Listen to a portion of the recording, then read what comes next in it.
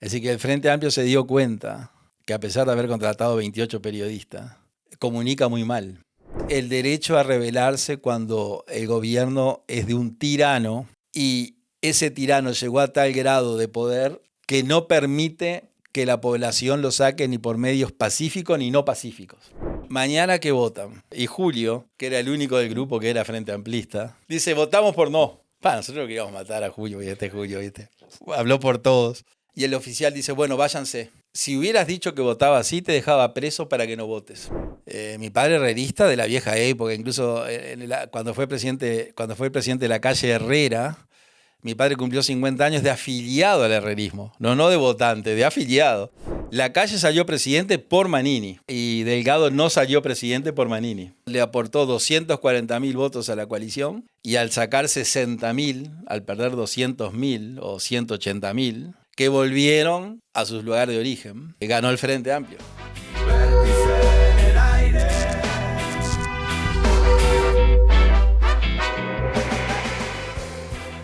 Muy buenas, nuevo capítulo de Vértice.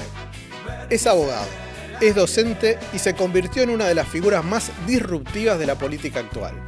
Arrancó en Cabildo Abierto, se hizo fuerte defendiendo el campo y el agua contra las multinacionales y cuando el traje del partido le quedó chico, se mandó la heroica. Armó su propio partido, el Partido Constitucional Ambientalista.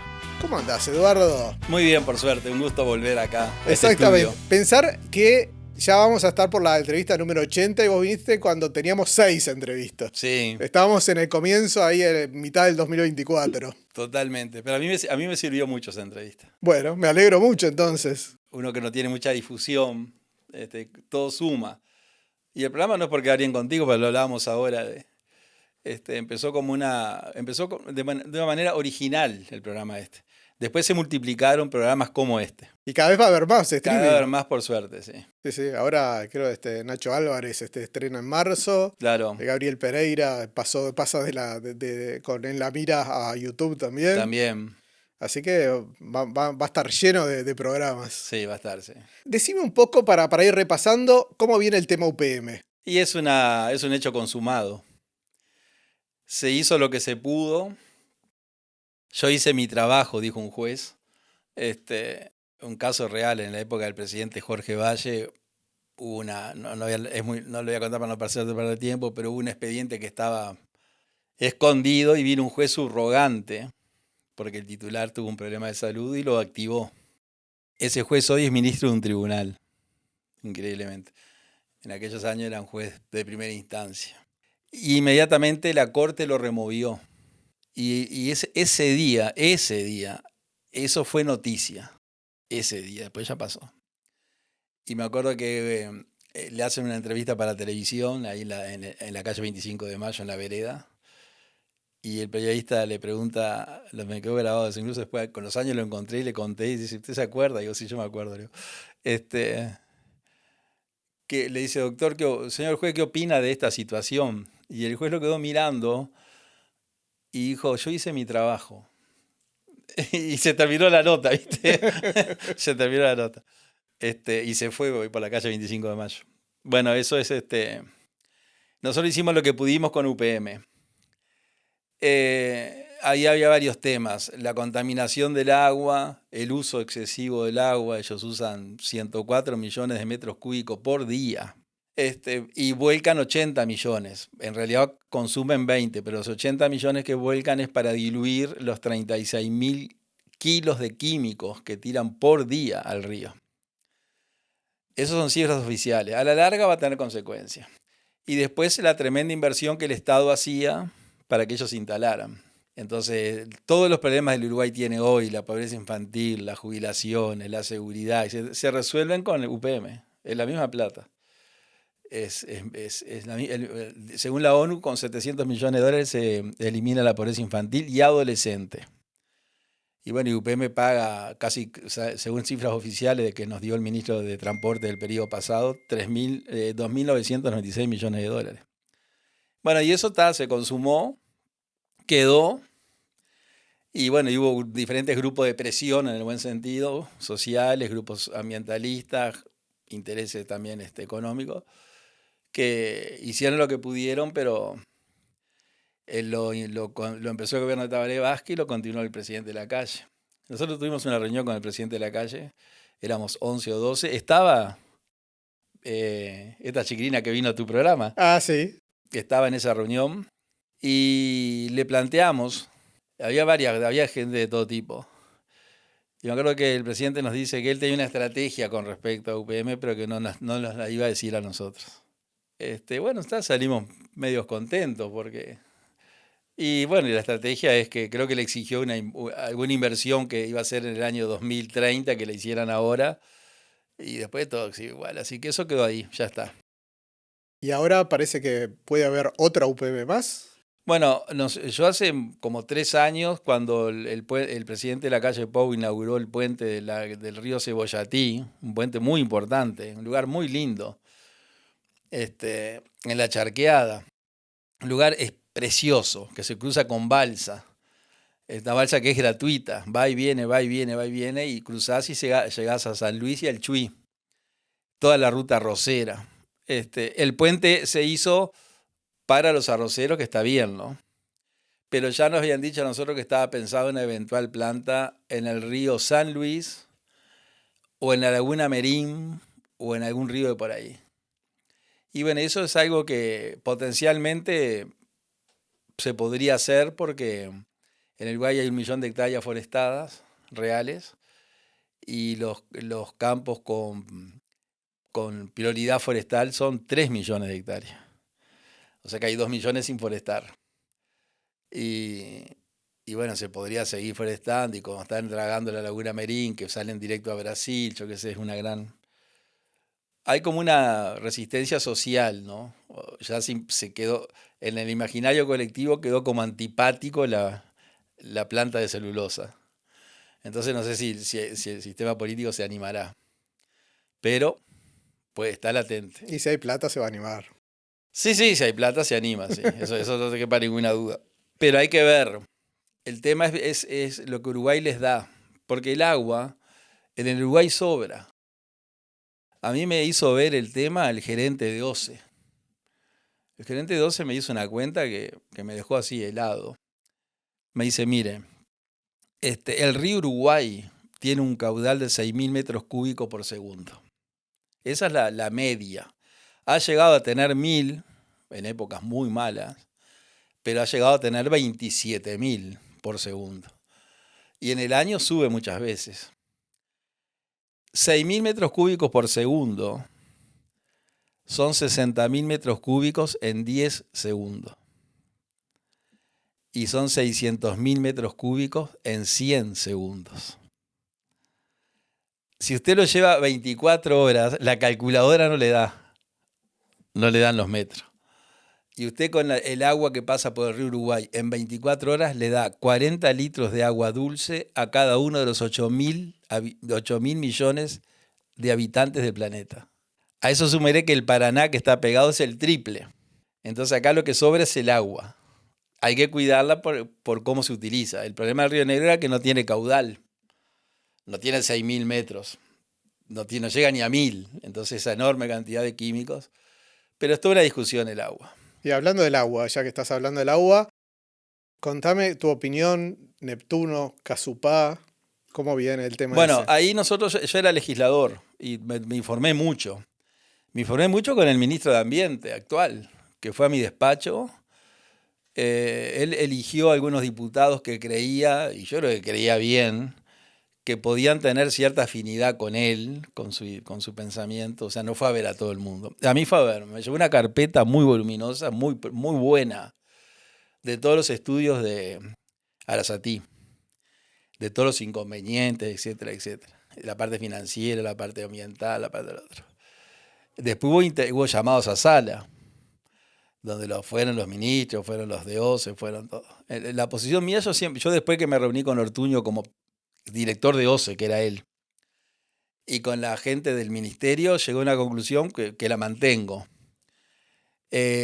La mejor solución es sacar agua del Río de la Plata, que es lo que hace la República Argentina, Buenos Aires. Buenos Aires tiene el 85% del agua de Buenos Aires sale del Río de la Plata. y el restante 15% salen de lo que ellos le dicen un río subterráneo, que nosotros le decimos acuífero, pero es lo mismo. Tienen 4 bocas que sacan la sal sin ningún problema. Cualquier velero tiene una planta para sacarle la sal al agua hoy. Entonces la idea nuestra era que se tomara agua directamente del río de la Plata a la planta potabilizadora, que se podía hacer a medio camino. Teníamos los costos, todo era todo más barato.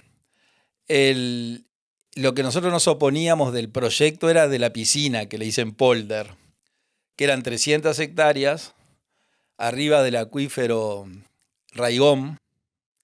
Iba a filtrar esa piscina, porque era un pozo en el campo. Eran tierras muy buenas, tanto que las expropiaron a $25.000 la hectárea. Calcularle que en Casupá están ofreciendo 5.000.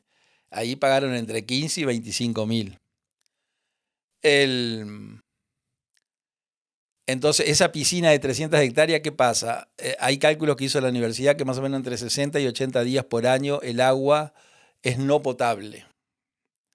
Entonces, mientras esa agua pasa porque excede la salinidad y la cianobacteria y todo, se sacaba agua de la piscina. Cuando el agua volvía a ser potable, se volvía a sacar y se llenaba de nuevo la piscina. O sea que el proyecto estaba... Pero el costo era altísimo. Todo tiene una explicación, ¿no? Costaba 200 millones, pero el Uruguay pagaba 800. Y yo le pregunté a los ministros, con la gente de economía y eso, y ellos me decían, mira, dice, esto es como cualquier persona que compra en cuota. Yo pago un trabajo de 200, lo pago en 17 cuotas de 50 millones, era así. Entonces, cuando llego a fin de año, en mis cuentas tengo 50 millones. Y después el año que viene 50 más. Ahora, si yo tengo una cifra alta de se me mueve el déficit fiscal y todo. Entonces, aunque sale 3 veces más, pero a mí no me convenció tampoco porque después fui al Banco Central y el Banco Central tiene un simulador. Vos ponés, si pido 10.000 pesos, ¿cuánto pago de interés? Y el simulador te lo hace en 2 segundos. Entonces yo puse, si yo pedía 200 millones a los bancos, a cualquier banco o a varios bancos, ¿cuánto me cobraban de interés? Y era la mitad de lo que se pagaba. Entonces yo en aquel momento estuve en contra por el tema financiero y por el paquete. Estaba a favor de Río de la Plata como estoy hoy. Yo el otro día fui a Casupá, el 23 de enero. Y el río está prácticamente seco. Y date cuenta que esa represa, que es una locura hacerla ahí, hay que llenarla. Y llenarla lleva como 7 años. Porque ellos tienen que dejar pasar el Santa Lucía para que venga aguas corrientes. Y un pequeño hilo de ese río lo van desviando para llenar el estanque. O sea que el respaldo no está. Y ahora que hablaste de esa plata, pues me quedó en el aire eso que dijiste. ¿Por qué esa diferencia de plata? ¿Quién se la queda de esa plata? Porque vos mismo averiguaste y sale mucho menos. Bueno, se la quedan los empresarios. Los empresarios seguro. No sé si después, ¿no? A mí el señor Rival, del cual no tengo nada con Rival, me parece un tipo simpático. Yo un día dije que era como un ministro de Obras Públicas paralelo, porque él sugería una obra con buen criterio, ¿no? Le decía que hacer una autopista a Punta del Este. Hay que hacer, porque incluso esa obra, ese proyecto de Galatirí, aparece como sugeridos por ellos. Incluso es real, ¿sabes? Que ellos cuentan que se reúnen 5 empresarios a comer un asado y uno, es como una película, es una película de Netflix, y uno dice, ¿dónde podemos, según la versión es, ¿dónde podemos encontrar agua infinita? Y dicen el Río de la Plata. Entonces empiezan a hablar entre ingenieros.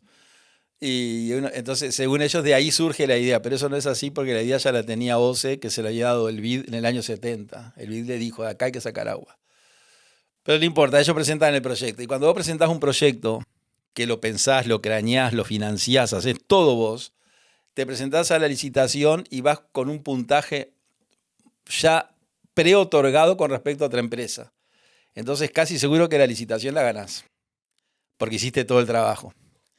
Entonces lo que hacen acá es que hay 3 o 4 empresas importantes que tienen miles de puestos de trabajo, que no las vamos a discutir, y que son empresarios muy valiosos. El señor Rival me llamó por dice, yo me tengo que reunir contigo para aclarar. Y le dije que sí, y quedamos un día en vernos y él faltó. Quedó para un segundo día y él también faltó. No sé, le pasó algo. Y bueno, y al final no se dio. Algún día se dará. Los dos somos simpatizantes de Peñarol. Él es más fanático. Yo más o menos. Y para mí queda ahí, en los empresarios, que tienen como objetivo el lucro, que está bien, yo no lo critico. Pero yo digo, si vos pedís 100.000 pesos en el banco y el banco te hace una simulación y te dice que pagas tanto, ¿por qué pagas el doble acá? Bueno, ahí había toda una explicación financiera, yo qué sé, pero bueno, tampoco conozco tanto el tema, yo lo estudié el tema. Vos venís del interior, de una familia que tus padres creo que eran blancos, Sí, los sí. dos. ¿Cómo fue esa infancia y por qué te venís a Montevideo? Bueno, mi infancia fue extraordinaria. Podrá haber una igual, pero no sé si una mejor. Con unos padres extraordinarios, mi padre chacrero, de origen alemán, 7 hermanos, todos colonos, gente que trabajaba,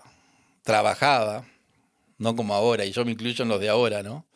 Una gente extraordinaria.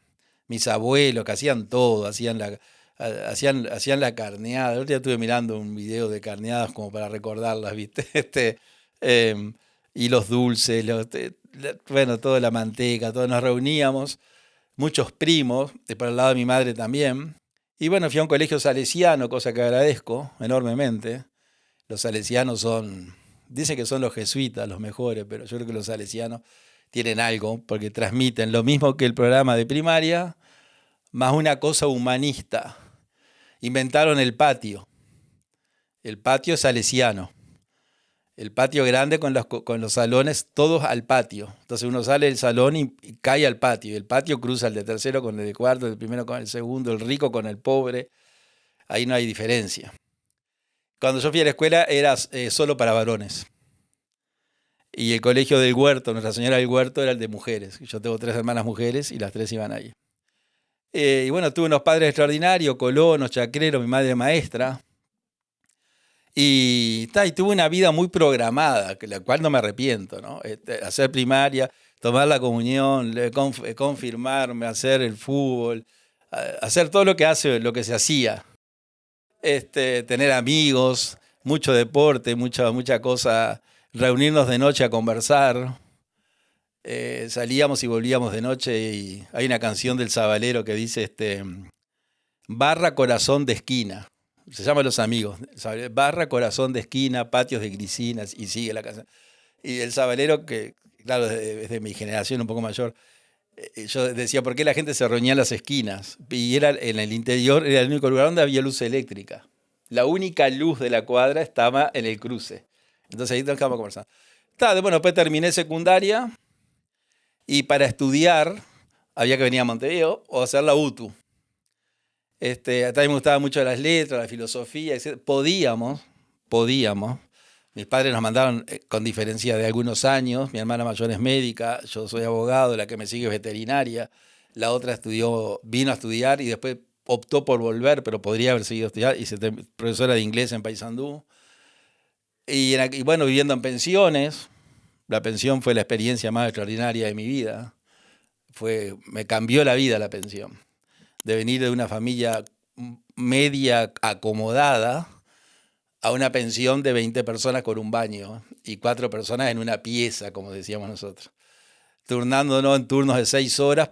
Uno estudiaba química, Julio, Freddy estudiaba medicina, mi primo Manuel estudiaba economía y yo abogacía. Entonces dividíamos el día de 24 horas en 4 sectores de 6 y le tocaba 6 rotando la única mesa y la única lámpara para estudiar en el medio de...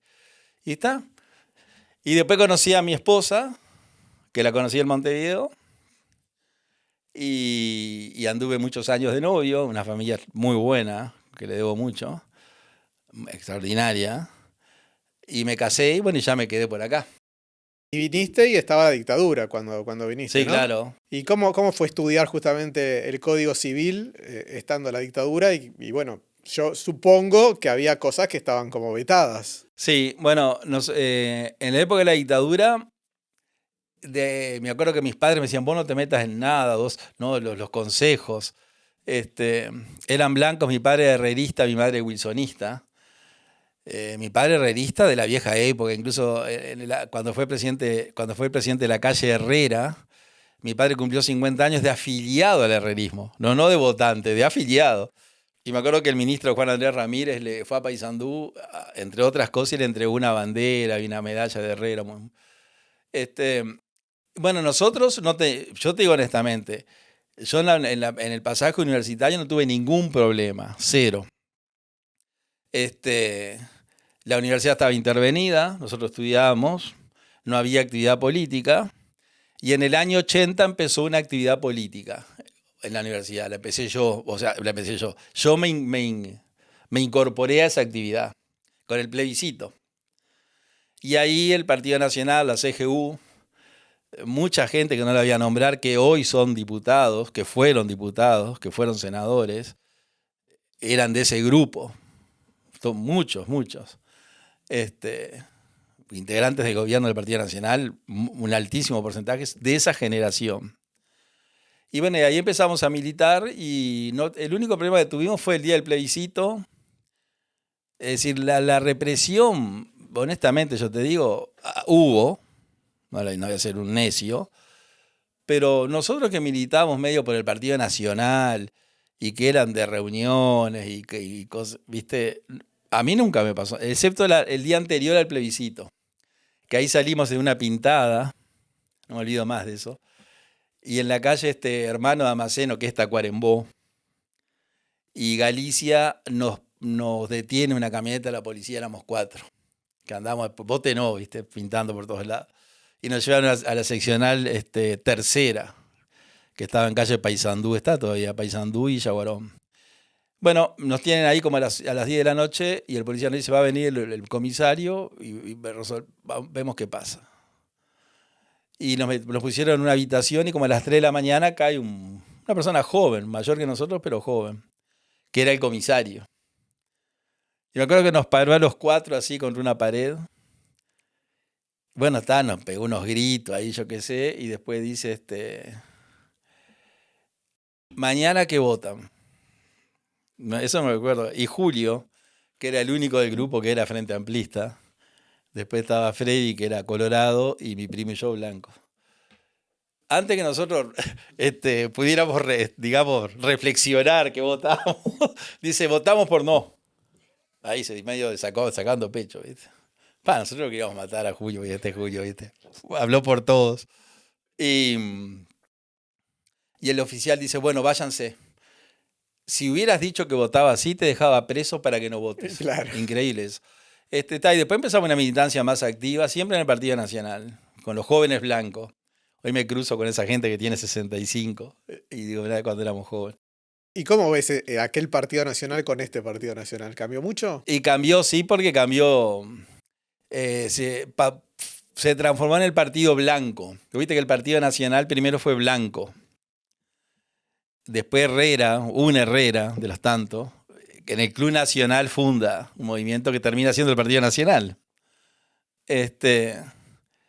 Entonces, aquel partido de la vieja colectividad que decía Wilson, esa frase, la vieja colectividad, ha cambiado porque el mundo cambió. Y yo creo que perdió un poco de la defensa de lo nacional, sin despreciar lo internacional, que es imprescindible. Y después la defensa de los valores que el Partido Nacional siempre defendió, que son valores morales. Me refiero a la familia, la educación, los principios, etc. Se dejó llevar por la corriente. Y bueno, y eso fue lo que le pasó al partido ahora, que le pasó a todos. Es un tema filosófico, creo, y que ahora se está revirtiendo. Ahora algunos integrantes del partido se dieron cuenta. Y bueno, yo milité toda la vida en el Partido Nacional activamente. Era un hombre muy activo, pero nunca de integrarme como candidato a nada. Iba a todas las reuniones, iba a todas las casas, armaba, escribía, hacía de todo. A la llegada de Wilson al puerto, parte de nuestros amigos fueron a Buenos Aires y vinieron al vapor de la carrera con él. Después a Flores, cuando lo pusieron preso allá. Bueno, las primeras campañas, todo, la casa de los Antía en Punta Carretas, los padres del intendente de Maldonado, un bastión extraordinario del Partido Nacional, con su mamá, Consuelo Berens, una señora encantadora. Pero yo siempre he dedicado más bien a la familia, porque toda la actividad política es nocturna, ¿no? No está malo, pero tiene sus dificultades. Nocturno porque la gente trabaja de día. Y bueno, está. Y me invitaron muchas veces para entrar en política y está. Y por una razón u otra dije que no. Hasta que me invitó Cabildo y está. Y terminé entrando en Cabildo. ¿Y vos dónde pensás que has aportado más? ¿En la docencia o en la política? No, en la docencia. Vos date cuenta que el otro día hubo una actividad menor en el Consejo de la Facultad de Derecho. Había que hacer un trámite. Entonces yo me puse a pensar, digo, yo soy docente desde agosto del 93. Es decir que tengo 30 años de docente, ¿no? 33 años. Y hablaba con el decano, le dejé una nota al decano y hablaba y decía, que bueno, no es descabellado pensar en 300 alumnos por año. Cuando era ayudante, cuando era aspirante, cuando era grado 1, grado 2, grado 3, así hasta que tuve mis propios grupos. No es nada descabellado, porque yo llegué a dar clases, durante 3 años di clases que tenía 700 alumnos en el grupo.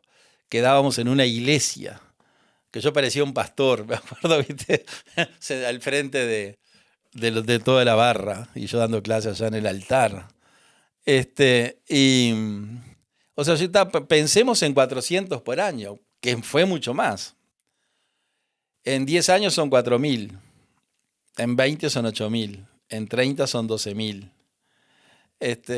Y después redondeando un poquito para arriba podemos llegar a 15.000, dando clases en Salto y acá. Bueno, o sea que por el aula mía pasaron 15.000. Y yo creo que he hecho un aporte. En política que tuve un pasaje efímero, breve.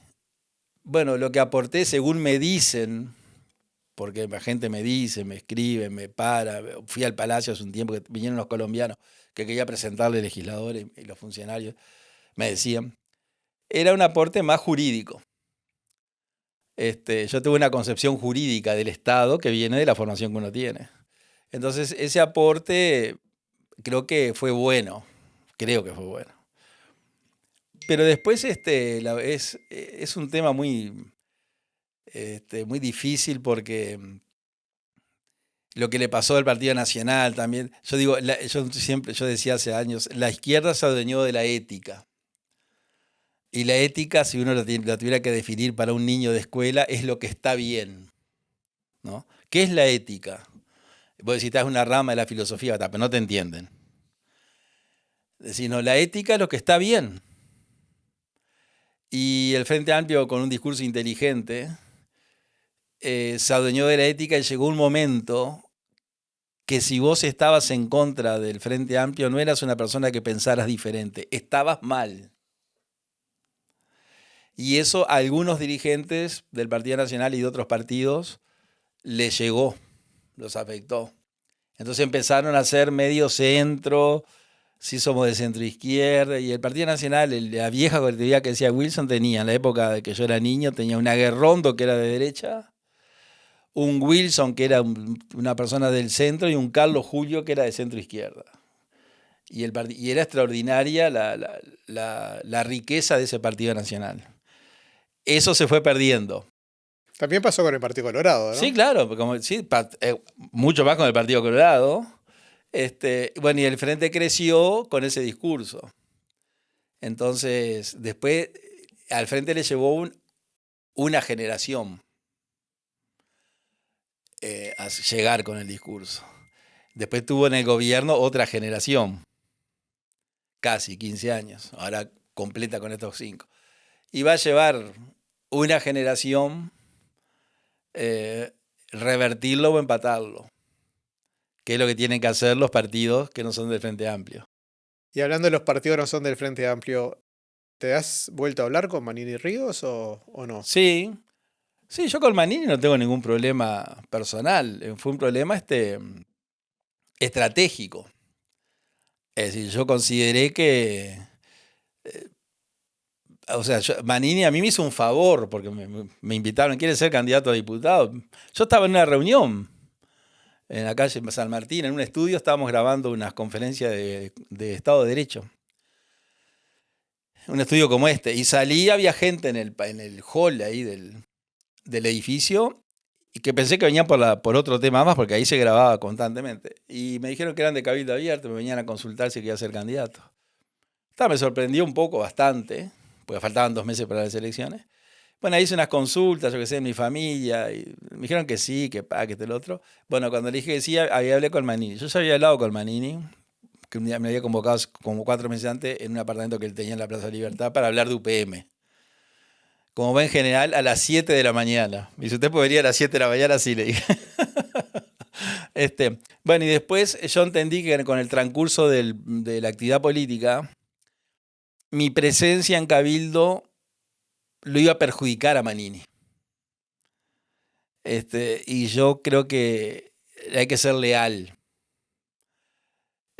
Y lo dijo el propio Domenech. Domenech dijo, Cabildo es Manini. No, como te verdad, Luis XIV, el Estado soy yo. ¿No? Y tal vez tenga razón. O sea, si vos sacás a Manini, toda esa cantidad de gente, ¿cuántos votos tiene? Y me incluyo, ¿no? Entonces yo vi que yo discrepaba en esto otro, en esto otro. Y además eran temas que yo en la facultad enseñaba desde hace 20 años que esto era un micrófono. Y ahora tenía que salir a decir que no. Y no me salía. Y cuando vi que Cabildo tenía proyectos como el de la prensa, con un consejo que iba a estudiar los contenidos, la reforma, la deuda justa, que era un disparate, igual que la del PIC-CNT de la jubilación. Y el defensor natural de esos proyectos era yo, porque los diputados de Cabildo son gente buenísima. Martín Sodano, Rafael, el representante de Tacuarembó, Menéndez, toda gente buena, ¿viste? Gente muy buena, que yo los considero gente buena. Bueno, todos los diputados, ¿no? Son 11, podría nombrar a todos. Sí, los que eran diputados, porque ahora quedaron ahora todos quedó nomás. Silvana y Álvaro. Pero el defensor natural de esos proyectos era yo, porque Rafael es productor agropecuario, Wilman tiene una empresa de riego en Cerro Largo. Bueno, te podría decir la actividad de cada uno, ¿viste? Martín está en la siderurgia, Martín Sodano. El Carlitos Testa es capitán de barco.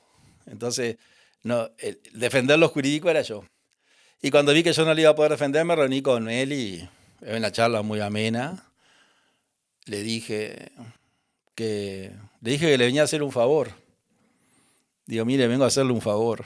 Y Marini me miró como diciendo, ¿cuál será el favor? Y le dije, voy a renunciar a Cabildo. Pero se ve que muchos le hicieron favores después también. Sí, pero yo le hice un favor en el sentido para que él pudiera seguir. O sea, yo no era nadie, ¿no? En Cabildo. Pero si Manini sacaba la deuda justa, me decía, bueno, Luz, hay que hablar de la deuda justa, ¿viste? Y yo decía eso, yo hablé con los ministros de la Corte para que prohibieran el plebiscito por primera vez en la historia. O sea que era tan grave lo que Manini proponía, igual que el PIC-CNT con la deuda, con la jubilación, que era el derrumbe de la democracia. Entonces le dije, usted tiene que prohibir el plebiscito. Me dijeron que no, nadie va a prohibir un plebiscito. Pero en ese sentido le dije, mira, le vengo a hacer un favor porque somos muy diferentes. Y nosotros no nos conocíamos. Él mismo lo dijo. Él, mire que Manini ha dicho, yo no conocía a ningún diputado. O sea, salieron y después que nos empezamos a reunir, los empecé a conocer. Y yo digo, mire, yo no puedo estar acá en Cabildo hablando contra usted. Porque Cabildo es usted. Y bueno, y después de eso lo he visto algunas veces. Una despedida de fin de año, era en diciembre, estuvimos juntos. Y en otras reuniones más. Y cuando era diputado, yo me reunía con él para hablar de historia. Sabe mucha historia, él es profesor de historia.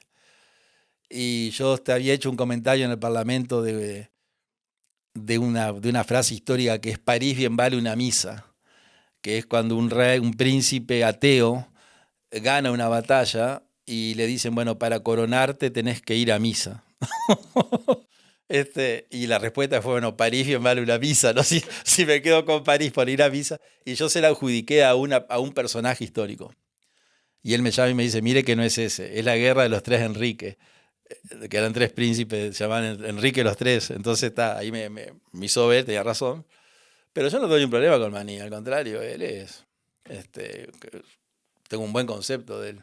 Ahora que hablaste justo tanto con el PIT-CNT como de Cabildo, que tenías encontronazos, digamos, con los dos en algunas posiciones, ¿vos pensás que es como muchos dicen que las puntas se juntan y que lo que parece que es muy diferente al final termina siendo bastante parecido?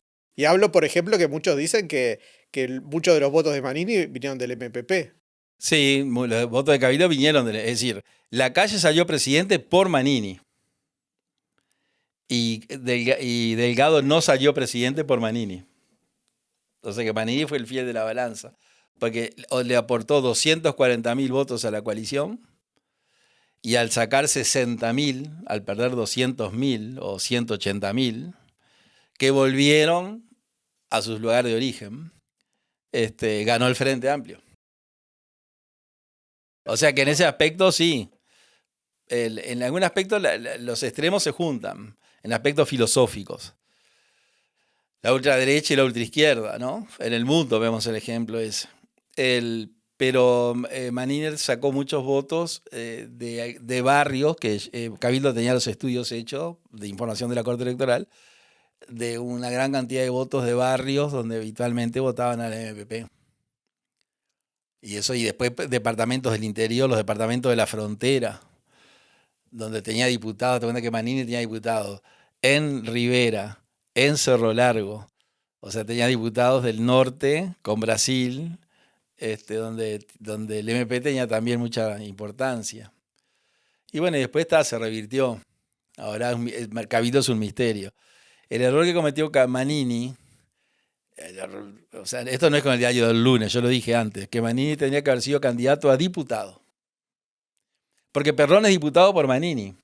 El mismo Álvaro me dijo en las últimas sesiones, cuando él era reelecto y yo ya no era más, de los 99 diputados salimos 66, continúan 33.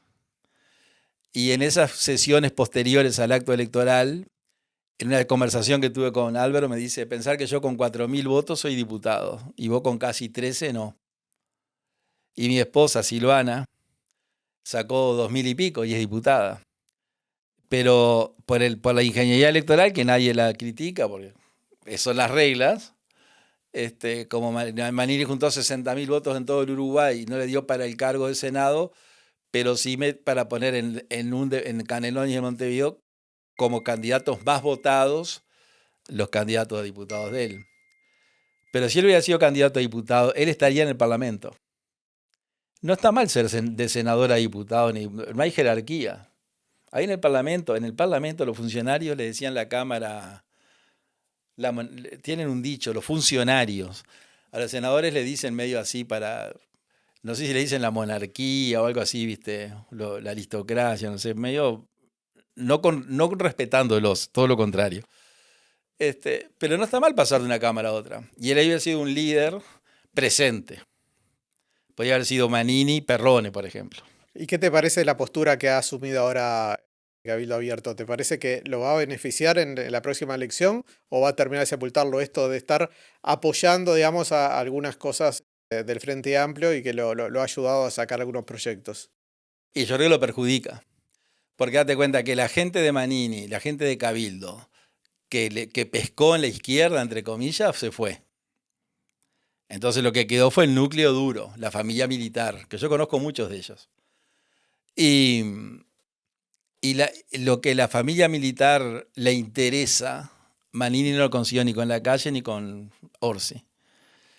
Entonces, lo que él dice que consiguió, que anunció, el tema de la deuda, un aumento para la tropa y alguna cosa más, es muy poco el producto por el precio que pagó de darle los votos.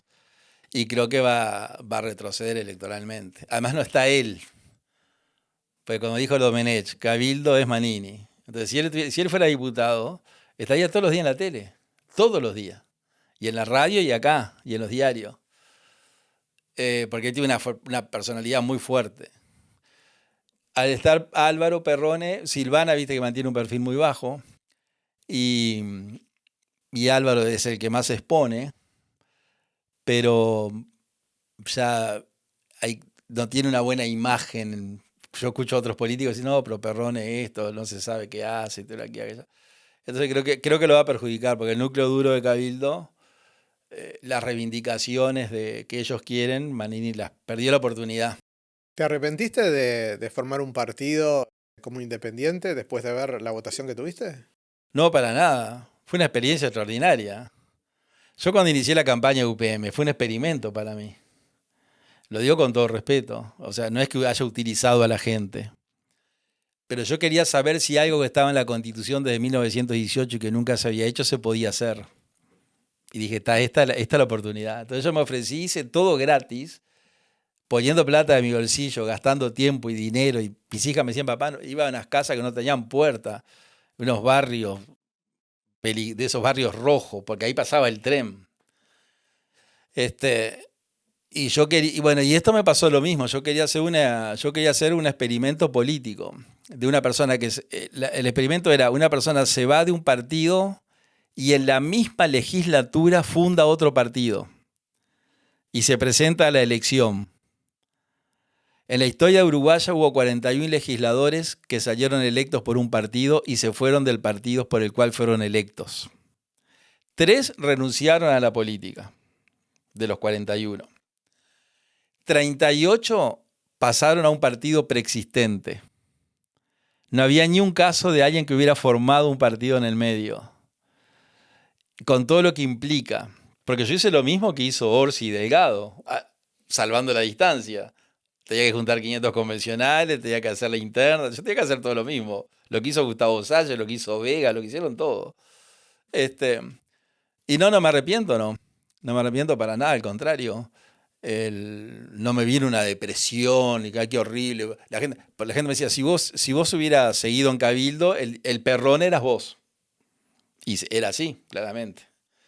Otro me dice, si te hubieras ido al Partido Nacional, que te invitaron 40 veces, con los 13.000 votos que tuviste en el segundo escrutinio entrabas. Que capaz tenías más. Claro. Porque capaz había gente del partido que te votaba. Es decir, que mucha gente me dice eso. Pero no, yo no estoy arrepentido. Tuve una experiencia andando por todo el Uruguay, todos los pueblos, todas las ciudades como candidato. Y después en la coalición, la gira de noviembre. Había terminado la elección, vos ya te estabas yendo a tu casa, no sé para dónde te ibas y te llaman por teléfono, no, venite para acá.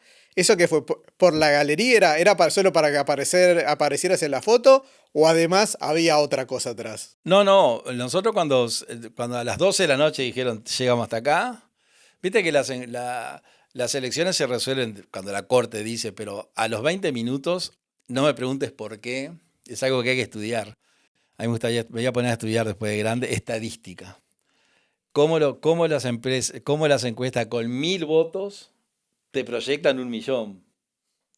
No me explico. Y casi que no le erran. Sí, están muy ahí, muy afinados. ¿No? ¿Sí? Tenemos la información de 200 circuitos y faltan 7.000, pero ya el presidente fulano. Bueno. Cuando llegó eso, dijimos, nos vamos, bajamos la persiana, apagamos las luces, y en eso me llama Álvaro Delgado. Me dice, Eduardo, venite acá que estamos en la Plaza España, pim, pum, pam. Y yo, mirá, no sé, y ahí le consulto la verdad que Sánchez Padilla decía los 8.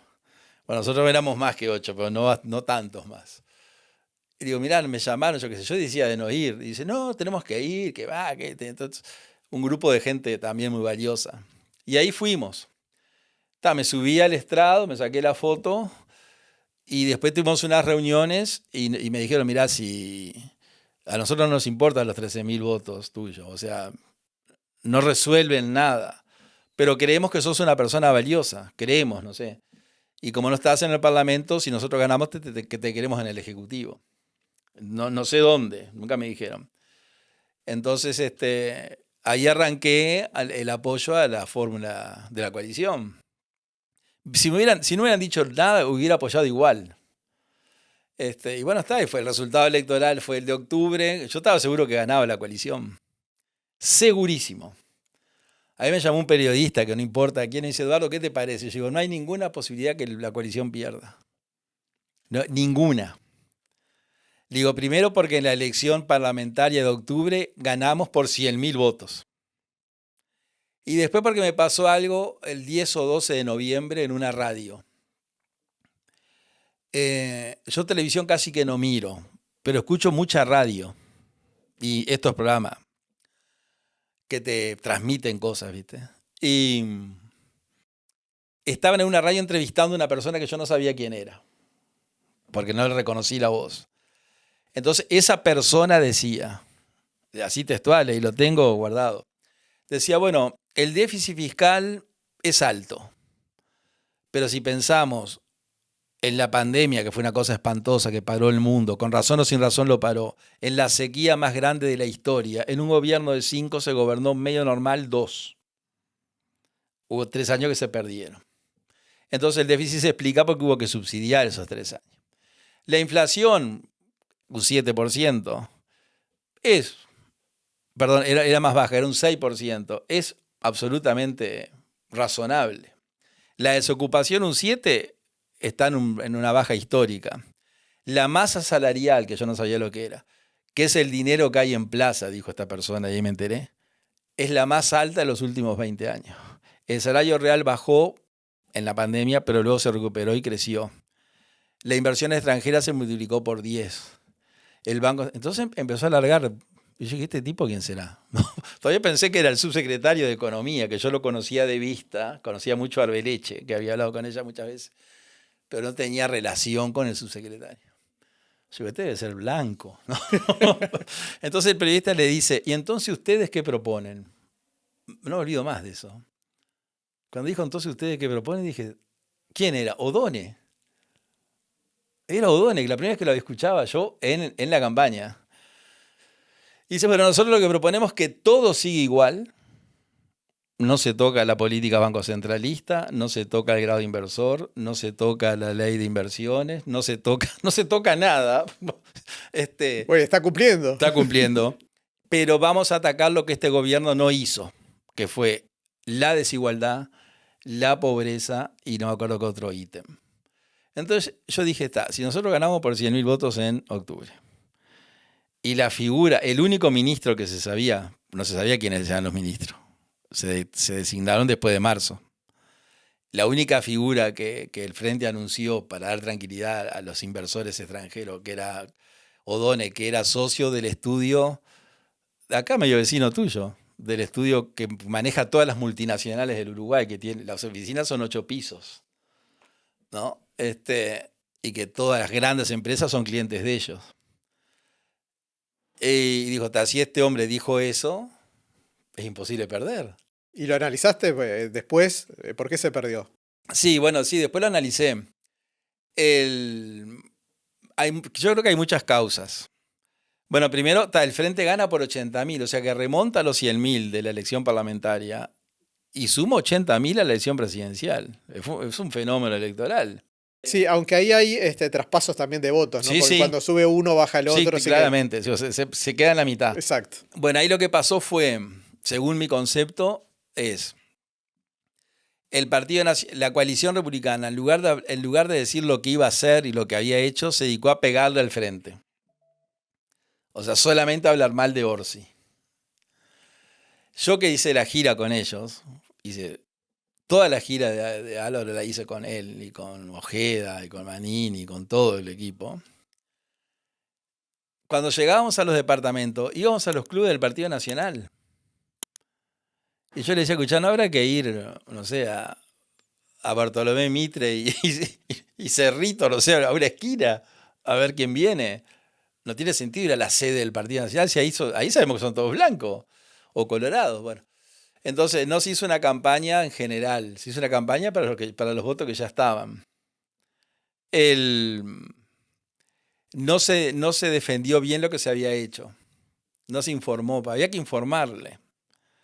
Y después yo creía, ya no creo más, incluso tuve muchos intercambios, en el voto racional. Yo decía, yo creo en el voto racional. Y todos los políticos que tienen experiencia me decían, no, dice, el voto es emocional. El voto racional es la persona que piensa. Claro, hay voto racional, pero la mayoría es emocional. ¿Por qué es blanco? Porque soy blanco, por Sarabia, Leandro Gómez, ¿entendés? Y el frente porque de izquierda, ¿no? Porque no soy de derecha, es medio inexplicable. Entonces, no se comunicó lo bueno que se había hecho del gobierno de la calle. La campaña se hizo a lugares donde no se debía ir. Había que ir a todos lados, pero no donde se fue. Y después, durante la campaña, hubo cosas que la coalición no cumplió porque no se animó. Y eso creo que se lo cobraron. Por ejemplo. Y bueno, por ejemplo, hay vos escuchás hoy a los senadores del Partido Nacional, sobre todo del Partido Colorado, menos, porque son menos, que critican muchas leyes que nosotros podríamos haber derogado. Nosotros teníamos 56 diputados y 18 senadores, no necesitamos a nadie. Y la cordialidad parlamentaria, el Frente se ha demostrado que no la tiene. Por ejemplo, los aditivos a la ley de presupuesto, que son 500, lo trataban en 3 días. Y no, pero necesitamos tiempo, no tenemos tiempo, porque no sé, si no hay tiempo, no hay tiempo. Y nosotros para la ley de levantar la gente de la calle, recibimos 80 delegaciones. Y cuando ya estamos prontos para votar, entra una diputada del Frente y dice, tenemos una delegación más. Y digo, ¿quién es? El sindicato de los que duermen en la calle. Que yo no sabía que tenían un sindicato. Y bueno, y ahí el tipo vino y dijo que querían seguir durmiendo en la calle. ¿Está? Es una cosa rarísima. Entonces, la ley de género, modificarla, el Código General del Proceso, que todo el mundo ahora, pero nosotros pudimos modificarlo. Es más, con el hoy senador Subía y con el diputado Colman del Partido Nacional de Colonia, que salió reelecto, y el doctor Fagundes, en representación del Colegio de Abogados, y otros abogados más, redactamos un código nuevo, modificando todo el anterior, trabajando fuera de las comisiones. Por cuenta nuestra, en el 4º piso conseguimos un salón y nos reuníamos todos los martes y redactamos. ¿Y lo ofrecimos? No. El tema de los militares presos. Que dicen, sí, son 80, a la gente no le importa, pero es un tema de institucionalidad. Que se haya derogado la ley de caducidad.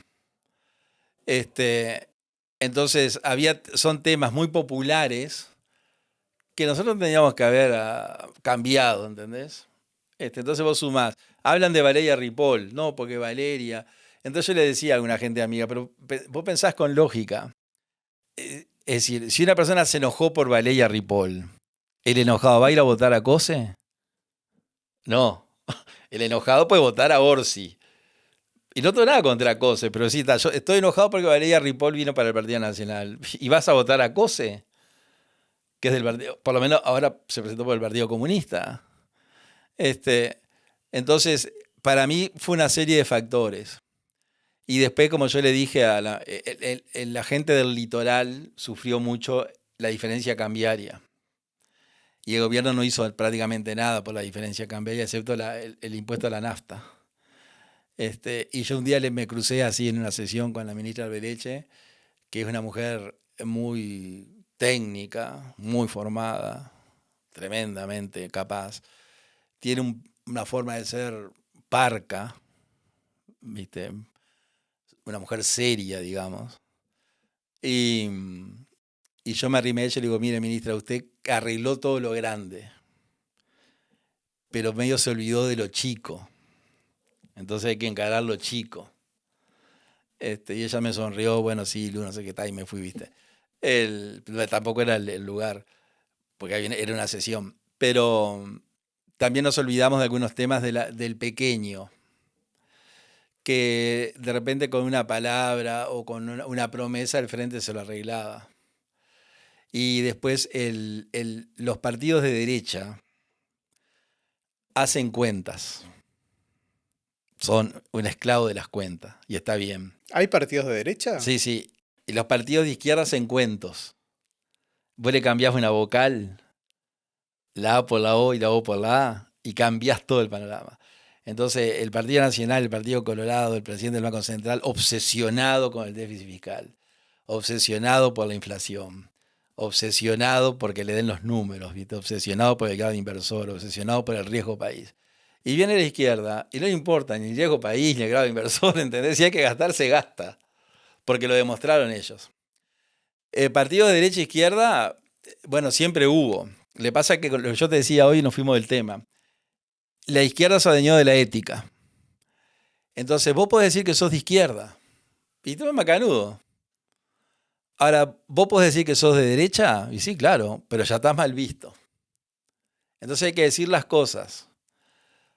Por ejemplo, yo le decía el otro día a un amigo, a una persona, si vos decís que sos comunista, que perfectamente puede serlo, bueno, la vicepresidenta salió por el Partido Comunista. No sé si es comunista, pero salió electa por el Partido Comunista. Y hay 2 ministros del Partido Comunista, Turismo y Trabajo. Y la eminencia roja, que es Díaz, la eminencia roja era el cardenal Richelieu. El cardenal Richelieu era el secretario de Luis XIII, que era un tipo que casi no gobernaba Luis XIII. Era un rey medio díscolo. Y el que gobernaba era el cardenal Richelieu, que como era cardenal andaba de rojo siempre. Entonces a la historia pasó como la eminencia roja, que es Díaz. Hoy el doctor Díaz es la eminencia roja, comunista y gobierna. Era un presidente que delegó la función presidencial. Entonces, entonces me dice, bueno, ¿qué gobiernos hubo del comunismo? Y dice, bueno, la Unión Soviética. ¿Y cuál más? Y bueno, todos los satélites de la URSS. Bulgaria, Rumania, Yugoslavia, República Checa, Eslovenia, todo lo que ya sabemos. Camboya, Cuba, gobiernos comunistas. ¿Qué pasó en esos países? Mao Zedong en China, 40 millones de muertos, el salto adelante, la revolución cultural. En Camboya, en 4 años, se exterminaron 1/3 de la población. De 9 millones pasaron a ser 6 millones. Entre los 3 millones de muertos, 600.000 vietnamitas. Cuando Vietnam vio, porque están pegados, que los camboyanos estaban matando a vietnamitas, invadió Camboya. Ahora, en el 70, no en el siglo pasado, en el año 76, derrocó al dictador Pol Pot, que era el criminal, y liberó Camboya y se volvió a Vietnam. No, lo dejó. Y Camboya hoy, que yo fui, es un país que es una potencia. Entonces, si vos podés decir orgullosamente soy comunista, cuando el comunismo, como dijo el Papa Juan Pablo II, dijo el siglo XX va a pasar a la historia por muchas cosas. Una de ellas, por ser el siglo en el cual el cristianismo asesinó al mayor número de personas. Lo dijo el Papa, que tiene como una autoridad moral. Y cuando él decía el cristianismo, dijo la civilización occidental y cristiana.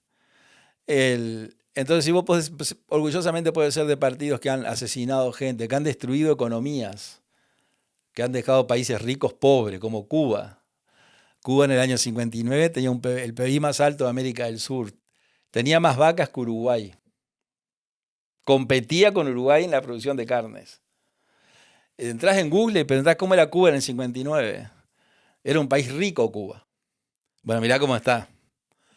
Entonces, si ellos pueden decir eso y no se sonrojan, porque uno puede decir, mirá, yo creo en los gobiernos liberales y de derecha. Y yo en particular puedo hablar con propiedad, porque yo estuve en la Europa comunista. Siempre lo digo, yo estuve en Venezuela. Yo por casualidades de la vida estuve en todos lados eso. Cuando nosotros nos casamos con Alicia, tuvimos 9 años de novio, y en aquellos años se hacía el apronte.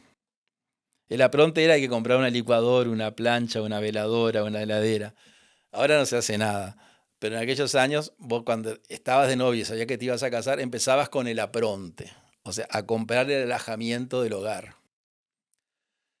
Y como tuvimos muchos años de novio, cuando llegó el día del casamiento, prácticamente el alojamiento del hogar lo teníamos todo. Entonces, cuando la gente decía que querés que te regale, nosotros decíamos, yo qué sé, no regales nada, porque no te vamos a regalar un juego de vaso, no tenemos 20. Te vamos a regalar, no sé, una licuadora, lo que se regalaba en esos años, 89. Entonces la gente empezó a regalar $50, $100, $20. Entonces, ¿qué hicimos? Nos fuimos de luna de miel 40 días a Europa. Y dijimos, vamos a Europa comunista. Porque la otra Europa no la conocíamos tampoco, éramos jóvenes. Pero tal vez podamos volver. O ya que estamos, después vamos a la otra Europa. Porque vos pensás que Europa entra en la Argentina. La superficie de Europa es la República Argentina. Es decir, que cuando vos vas de Córdoba a Salta, en Europa hiciste Bélgica, Luxemburgo, Holanda y Suiza, ¿viste? Entonces fuimos a España, de España a Francia, de Francia a Italia. De Italia cruzamos en barco a Grecia, en un barco con camarote, una especie de... Y de Grecia entramos a la Europa del Este. Y ahí recorrimos Yugoslavia, Hungría, Rumanía, y vimos la pobreza. Porque veníamos de la Europa rica. Habíamos entrado por España, que era pobre España. Yo volví a España en el 2000 y era un país rico. En el año 89 era el país más pobre de Europa. Lo salvó la Unión Europea, que le dio plata carretilla. Entonces ahí vimos la pobreza. Las mujeres trabajando el campo con una azada, con una pala. Y cruzabas la frontera y en los campos de Alemania con tractores. Y vos veías la riqueza y la hipocresía.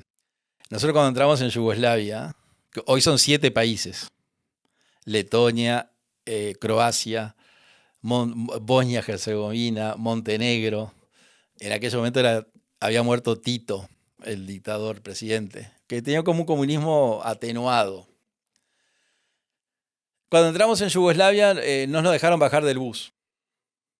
Subieron unos soldados y uno de ellos con un escritorio portátil, con una mesita así, con unas correas de cuero. Nos pidió el pasaporte a todos. Y después que pasamos el examen, como 5 horas en la frontera, nos dieron una carta de lo que no se podía entrar en Yugoslavia. Que ellos no revisaban, pero si te agarraban. Entonces no se podía ingresar cigarrillos importados, bebidas importadas, perfumes importados, material pornográfico. Era una lista larga. Bueno, nosotros íbamos, como dijo el español aquel, la guitarra en bandolera, 10 euros en la cartera y ganas de parrandear. O sea, andamos de luna de miel, ¿viste? O sea, no llevamos nada de eso. Éramos 10 euros en la cartera y ganas de parrandear. Y la excursión comete un error tonto. Teníamos que ir acá y nos mandaron para allá, ponele, no me acuerdo cuál fue. Entonces, para compensarnos el error involuntario, en lugar de hospedarnos en el hotel 3 estrellas, que era toda la excursión en hoteles 3 estrellas, y ahí eran 2, nos metieron en un hotel 5 estrellas. Que no me lo olvido más. Y que el otro día lo busqué en Google y lo derrumbaron hace 2 años. El hotel era el Yugoslavija, a orillas del río Danubio. Entonces imagínate, como yo digo, jóvenes y delgados, ¿no? De luna de miel, en el hotel Yugoslavija, a orillas del Danubio, en Belgrado, era el paraíso. Y bueno, salimos a caminar por el hotel con Alicia y en el año 89, mirá que te cuento, en los pasillos del hotel había máquinas que te expedían cigarrillos Marlboro. Ibas al bar y estaban todos los whiskies escoceses. Está de nosotros, había que pagarlo, pero era muy barato, muy barato. Entonces, después que entramos en confianza, le mostré la cartilla al guía, que era un español. Che, decime una cosa, al guía ese le regalé una matera. Estaba enamorado de la matera nuestra de cuero, esa que venden en la feria. Estaba enamorado. Digo, ¿para qué la quieres? Para ponerla en la estufa, decía. Entonces, después se la regalé.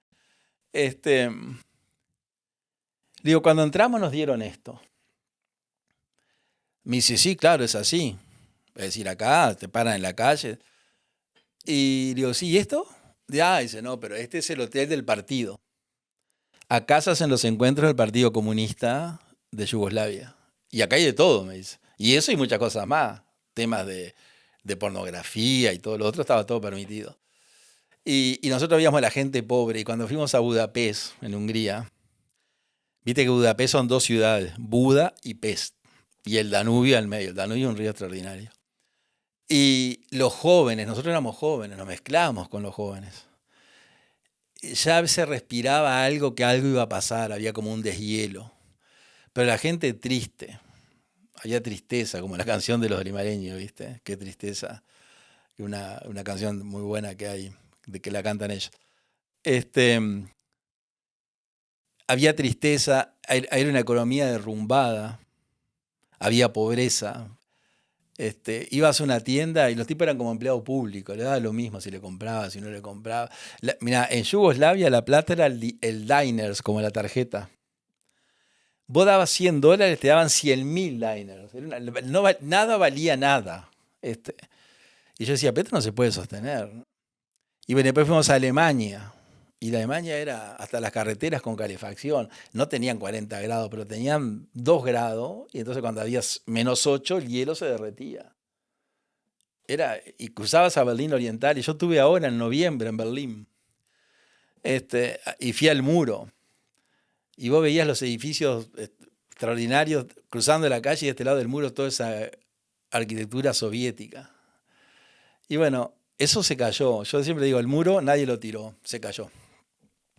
Se cayó medio por error, porque se cayó por error. Estaban ahí un vocero muy importante de Alemania Oriental, entendió mal una orden y salió en la televisión diciendo que se podía cruzar el muro y no se podía cruzar. Pero él se equivocó al transmitirlo. Y toda la juventud se fue y los soldados vieron eso y no sabían qué hacer. Y le dijeron sí, que el primer ministro dijo no, que no, y bueno, así cayó. Entonces nos fuimos largo. Perdóname que me fui del tema. Pero si una persona puede decir orgullosamente, como de la ministra Lasso, saludo a mis amigos de la Revolución Cubana. Cuando la Revolución Cubana no tienen para comer en Cuba. Cuando Cuba era el 4.º productor mundial de azúcar, el 2.º productor latinoamericano de carne. El primer edificio con ascensor lo tuvo Cuba, el primer cine lo tuvo Cuba. Cuba era un faro en América. Y la ministra Lasso, que es la encargada de la defensa nacional y que es comunicadora y cantante de tango, lo que no está mal, pero tiene a cargo la defensa del Uruguay, dice, bueno, yo quiero saludar a la Revolución Cubana.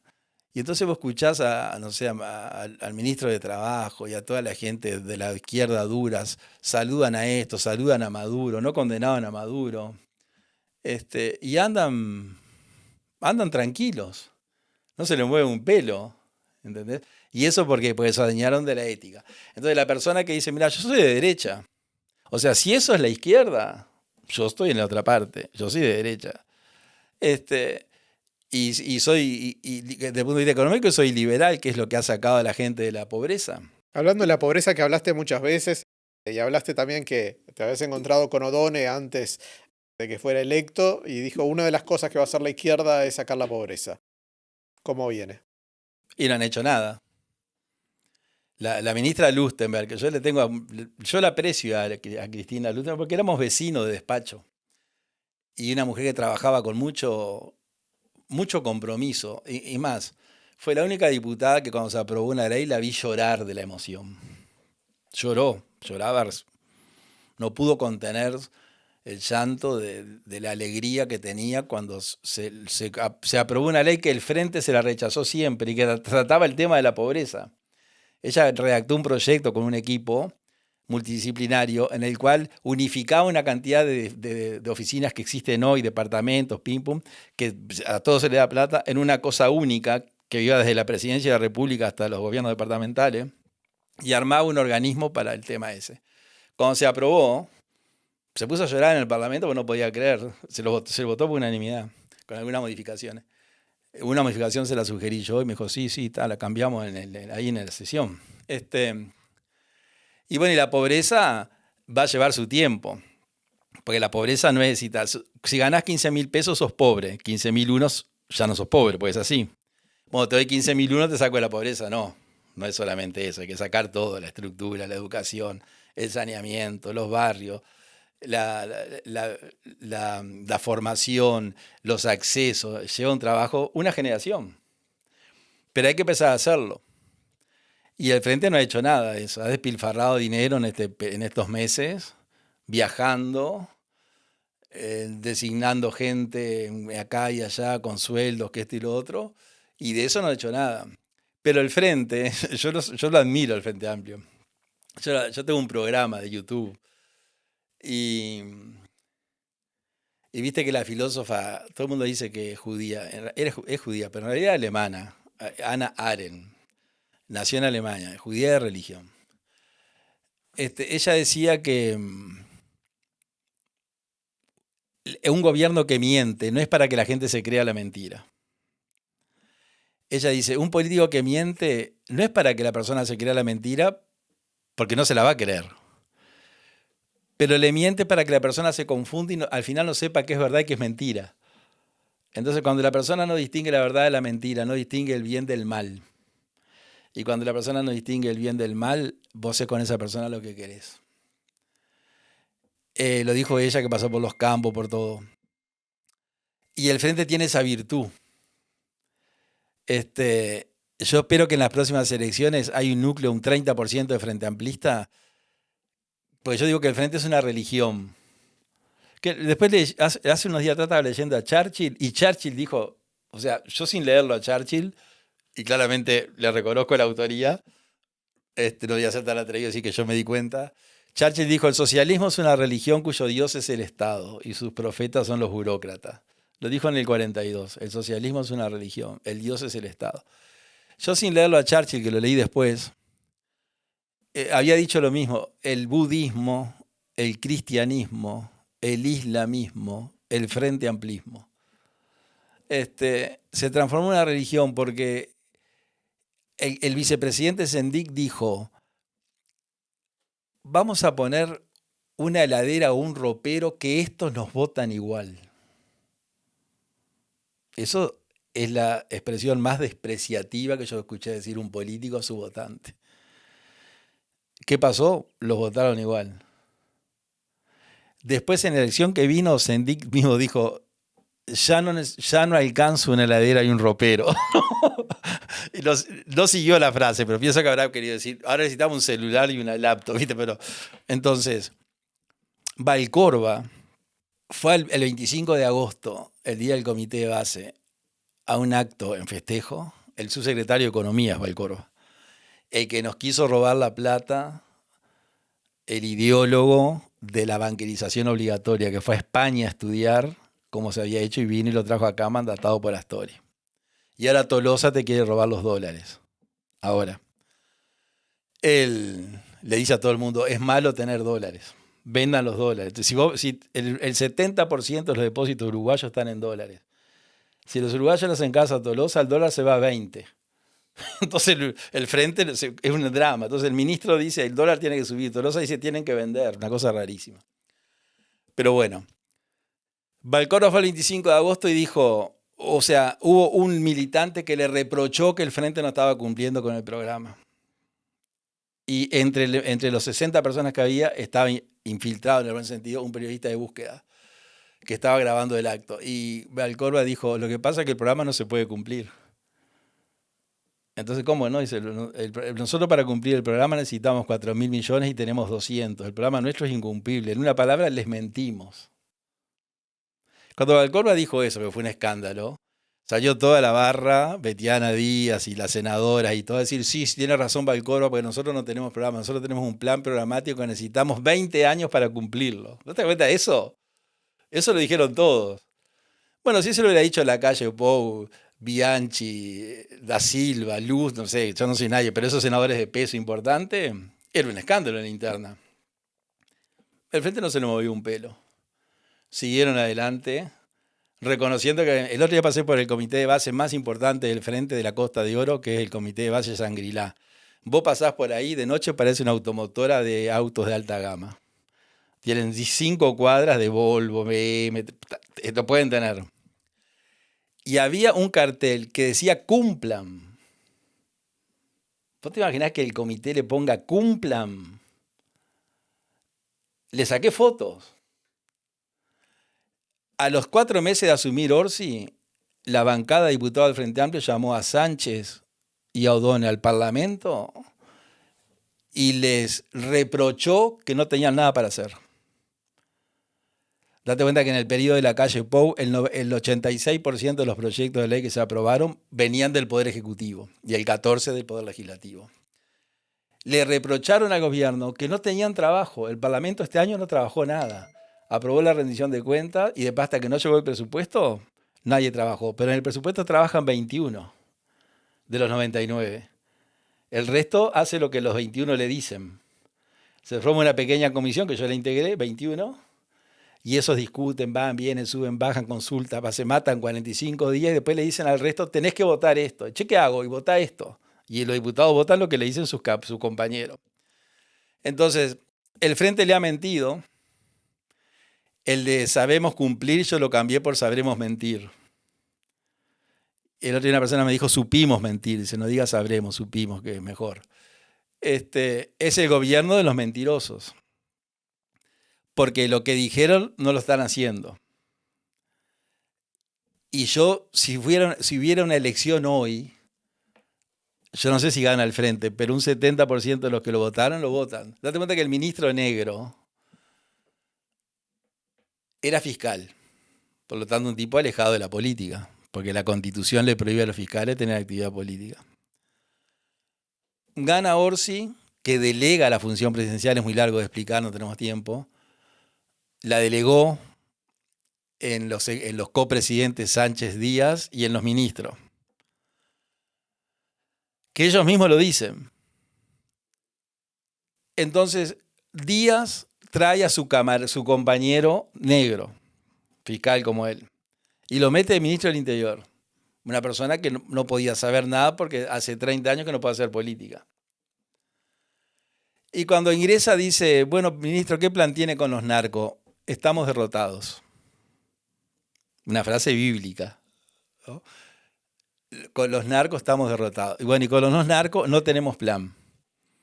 No, pero el Frente, en el gobierno de la calle Pou, uno de los temas era la inseguridad, sí, pero nosotros no tenemos un plan de seguridad. ¿Y qué van a hacer? Y le vamos a decir a la coalición que nos lo haga. ¿Qué hizo la coalición? Le hizo el plan. Increíble. Se lo presenta y Negro dice, no me dieron, no hay nada valioso. Entonces, el ministro Negro, el doctor Negro, ahora dice que en marzo del 26 va a presentar un plan. Por lo tanto, las cifras que dio hace una semana de que todo bajó fue con el plan de la calle Pou. Si él no tiene plan, ¿no? O sea que lo logró, lo logró con el gobierno de coalición, porque ellos no tienen plan. Entonces, la calidad de su política de seguridad se va a ver en el 27, cuando empiece a aplicar el plan. Por lo tanto, lo que se enorgullece haber hecho es ajeno. Y él dice que no tiene plan, que recién lo va a presentar ahora en marzo. Entonces, el ministro del Interior no tiene plan. El ministro de Economía dice que va a hacer todo lo que hizo el presidente de la calle Pou y lo dice así públicamente en la prensa. Y cuando digo la calle, digo todo el equipo, ¿no? Después, Orsi dijo, para que se entienda, acá no habrá impuestos nuevos. Metieron 5 impuestos de una, en los primeros meses, que hicieron una reforma, un ajuste fiscal. Echaron para atrás el proyecto de Arasatí porque era de la coalición, porque no tiene lógica ir a hacer algo en Casupá. Que sí, que los blancos también hablaban de Casupá, sí, siempre se habló de Casupá, pero el tema era ahora. En Defensa Nacional, la ministra está cuestionada por la interna del ejército porque baja uno, sube el otro, el que tenía derecho no sube, el que no tenía derecho sube. Inventa una rescisión de contrato con Cardama, la eminencia roja, el fiscal, el doctor Díaz, ¿no? El presidente dice, vamos a rescindir. Yo que soy abogado, rescindir es un proceso que te lleva 4 años, es un juicio de rescisión, no es que se te antoje rescindir. Ahora están con el lío de las lanchas, que quedó medio tapado, ¿no? O sea, mandaron unos militares a que vieran, informaran. Uno de los militares lo ascendieron ahora a almirante como premio, que no estaba en la lista de ascenso, sacaron al que estaba primero, lo pusieron a y sube ese. No, o sea que el tema de defensa, el lío que tiene interno es muy grande y tiene las famosas lanchas grandes, que tiene un problema tremendo. El ministro de Economía está entreverado que el presidente del Banco Central dice una cosa, él dice otra. Y después lo que hizo fue poner impuestos que le dijo no iba a poner. Y los impuestos que puso perjudican al trabajador y al comerciante. Antes vos podías traer cosas desde Miami hasta $600 por año y en 3 compras. Entonces ahora lo que hizo O'Donnell fue $800 y en una compra. Entonces una cantidad de productos que no entraban, porque pasaban más de 600 y no lo podías fraccionar, ahora entran. Entonces entran todos los que entraban con la coalición, más todos los nuevos de O'Donnell. Las Play, por ejemplo. Las PlayStation, que antes no venían, ahora vienen en carretilla porque... Van a venir porque creo que todavía no sí, firmaron. Todavía no firmaron, pero está bien. Este año se aplica.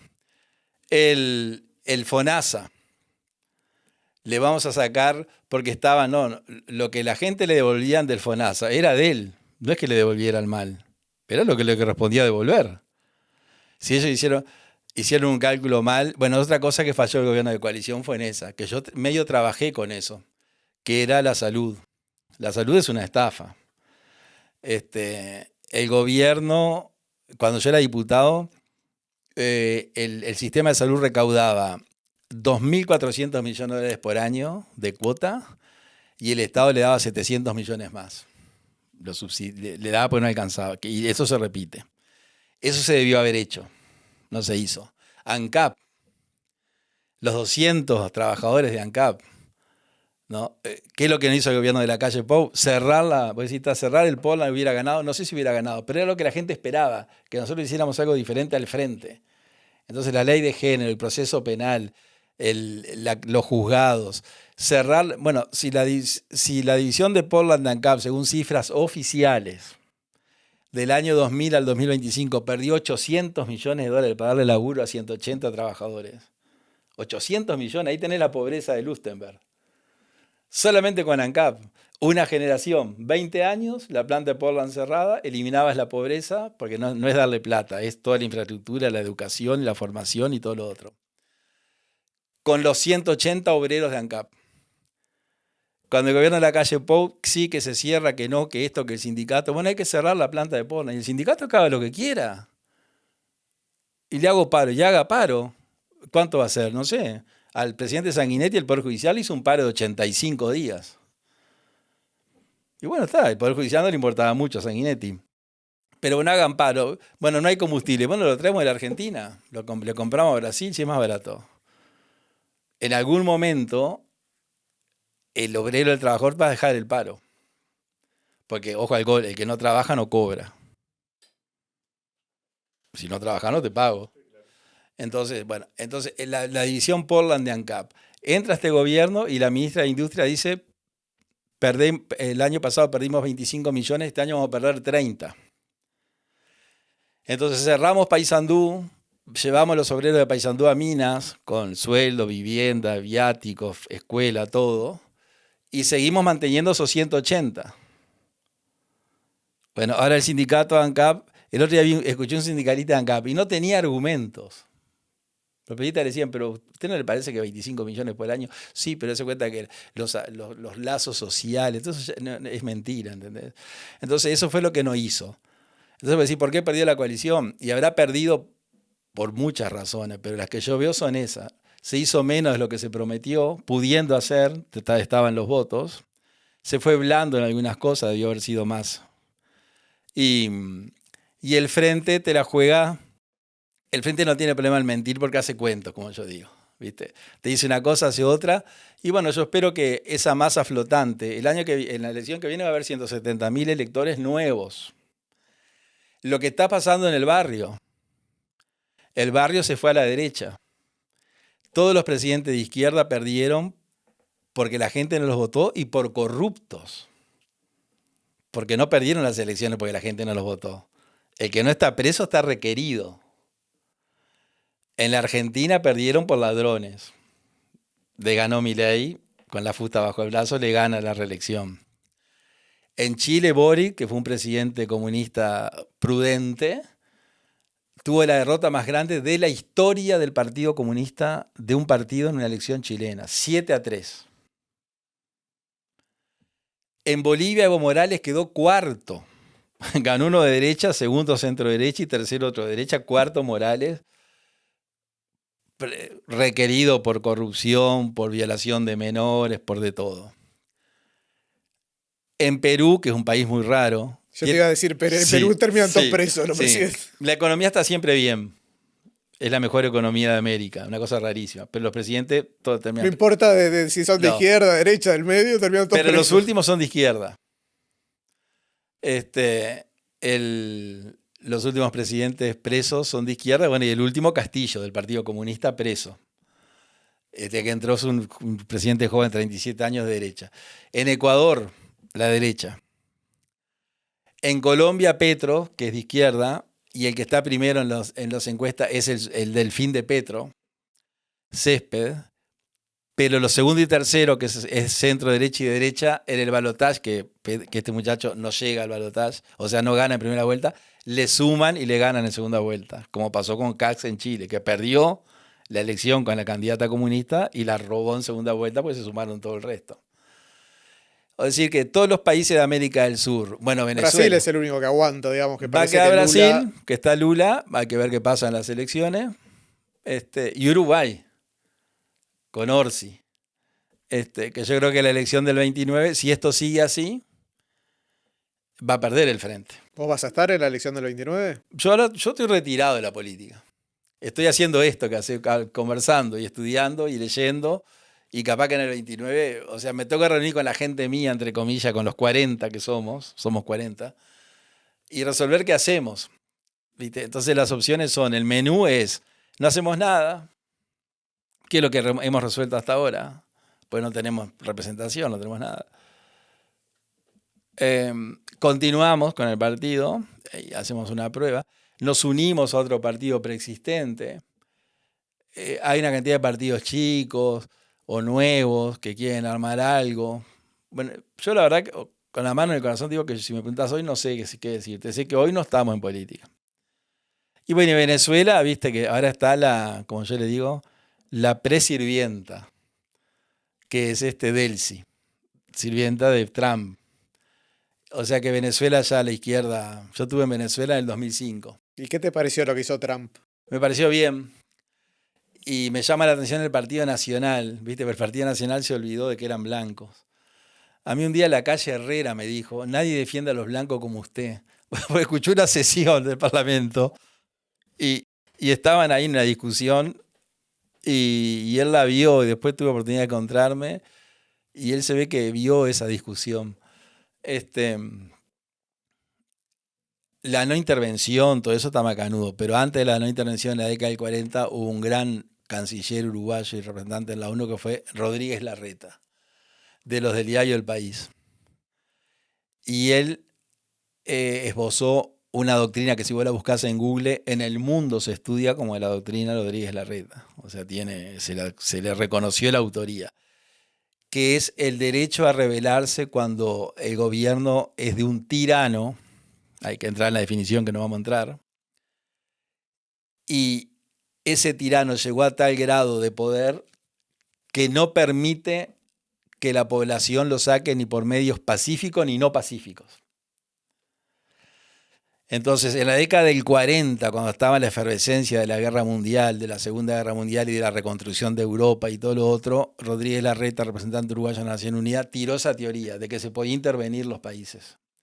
Cuando el gobierno tenía a la población asfixiada, esclavizada, empobrecida, teniendo que Venezuela es el país más rico de América, nadando en petróleo y con montañas de oro. Yo estuve en Venezuela. La reserva más grande de agua dulce de América la tienen ellos. Las minas de oro están en Venezuela.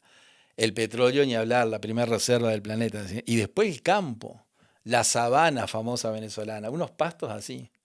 No hay una vaca. Las playas, reíte de Brasil, las playas, la isla Margarita, la playa de Venezuela. En el 2005 estaba Chávez. Vos ibas con $100 al cambio, te daban 140 bolívares. Ya en aquellos años, 2005. Ahora, si vos tomabas un taxi, te llevaba a una comunidad árabe que te daban 1.400 bolívares. Era brutal el cambio negro. Y lo único que te exigían los árabes era que tomaras un té. Decía, tómese un té. Y yo decía, no, tómese un té. Entonces, en ese ambiente te tomabas el té y después te cambiaba.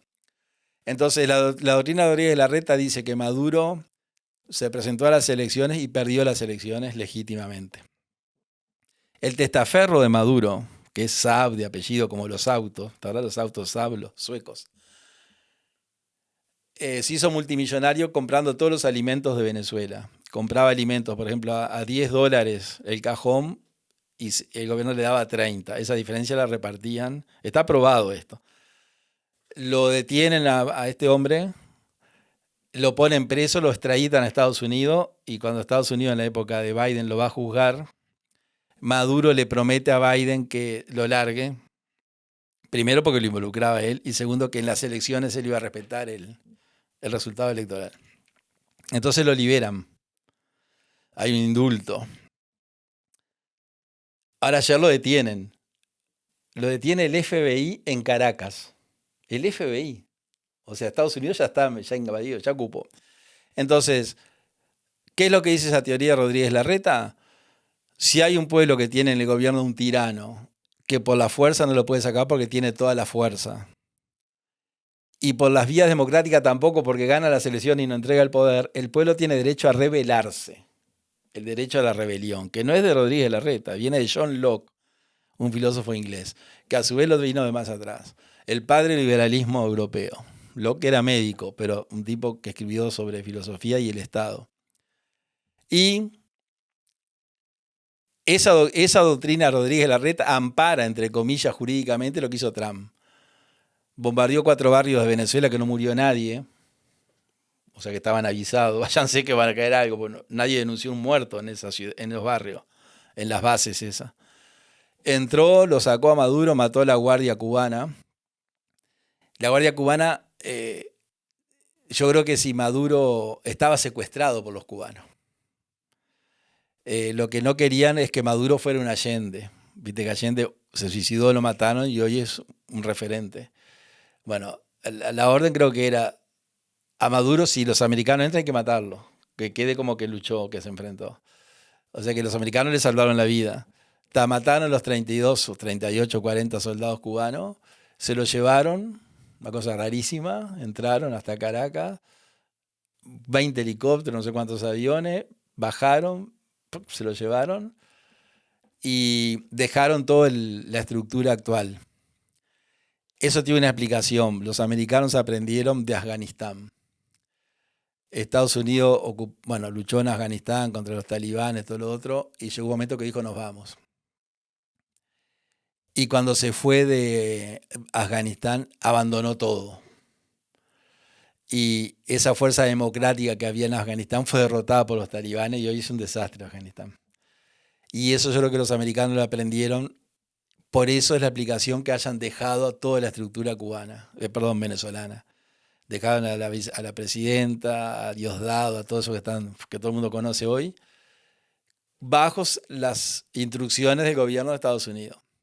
Entonces, mientras sigan las instrucciones, va todo bien. La presidenta fue a Estados Unidos, ¿viste? Y el presidente, el director del FBI fue a Caracas y está en Caracas, ya hay embajada. Y el pueblo venezolano está contento. Va a hacer una encuesta y la gente está contenta, la gente apoya, los venezolanos. Igual no han vuelto, ¿no? No han vuelto porque el régimen sigue. Y además fue el 3 de enero. Fue ayer. Hay que dejar pasar un año para que esa gente empiece a volver. Pero el gobierno uruguayo, ¿a quién apoyó? A Maduro. Date cuenta que además, mirá el detalle de Orsi. Orsi pidió licencia, una licencia inconstitucional. Ahí los senadores fueron cómplices. O sea, Orsi fue empleado público. ¿Tiene derecho a licencia? Claro. Salario vacacional. Tiene derecho a todo. No sé si Lacalle Pou lo hizo, la verdad que soy honesto. Si lo hizo, también estuvo mal. Él, el 12 de diciembre, en una sesión del Parlamento, pide licencia. ¿Por qué pide licencia? Porque se va del país. Si no, el Parlamento no interviene. Si el presidente sale por más de 48 horas, el Senado tiene que darle la autorización porque el Senado tiene que saber qué hace, por qué se va, a dónde va y qué va a hacer. Porque al presidente hay que cuidarlo. Entonces el presidente dice, se encapricha y dice, mira, yo quiero ir a Gaza. No, perdón, presidente, no le damos el permiso, porque hay guerra ahí. No, pero a mí no pasa nada, no sé. Entonces, la sesión duró 45 segundos. Yo la tengo a la sesión, hice un pedido de informe al Parlamento, qué día se había votado la licencia de Orsi, y me lo contestaron. El 12 de diciembre la de las vacaciones y el 22 de diciembre la de China. En la licencia china dice, el presidente Orsi pide permiso para ir a China, para ir a ver a Xi Jinping, para ir a la muralla, le dice todo lo que va a hacer. Y el Senado se lo vota y se lo vota bien, claro. ¿Quién le va a decir que no? 27 en 27. Históricamente nunca hace. Ahora, cuando pide la licencia para ir a pasear, que tiene derecho, tiene que decir a dónde va. O sea, el pueblo uruguayo tuvo su presidente desaparecido. Claramente, capaz que fulanito sabía, Carolina Cose sabía, pero no importa Carolina Cose, ni el presidente, ni el secretario del Senado. Es el pueblo uruguayo y su presidente. Pide licencia hasta el 3 de enero. El 3 de enero entran los americanos. Él se reintegra el 4, o sea que hasta el 3 él no era el presidente, él no era presidente, él era el presidente de licencia. Y como dice la Constitución, cuando traspasa la presidencia, traspasa todo. Presidenta en ejercicio, Carolina Cose. Viene él el 3 o el 4 y le preguntan por por Maduro. Y él habla con franqueza, dice, yo estoy de acuerdo con lo que hizo la Cancillería, porque yo no intervine. Sí, no dijo, pero de hecho pasó eso. La Cancillería, ¿qué dijo? Que condenaba la invasión de Estados Unidos. ¿Qué dijo el Frente Amplio? Se reunió a la mesa. Condenamos la invasión de Estados Unidos, no agresión, ¿Qué hizo el Partido Comunista? Condenó la invasión de Estados Unidos. Defendieron a Maduro. Lo agarran a Orsi medio sin querer y le dice, ¿usted qué opina? Y si es para que se vaya a la dictadura, está bien. Pero eso fue está bien, Orsi. Es lo que él piensa, no lo que piensa el gobierno, ni lo que piensa el Frente, ni lo que piensa el Partido Comunista, ni lo que piensa el MLN, ni lo que piensa el PIX-CNT, ni lo que piensa toda la estructura frente amplista. Entonces, ese día se le escapó el presidente. Se le escapó a Sánchez y a Díaz. Y viste que ahora la presidencia tiene oculta la agenda del presidente. O sea, si vos querés saber qué hace el presidente, no está en la página de la presidencia. La presidencia le manda por WhatsApp a los periodistas dónde va a estar el presidente.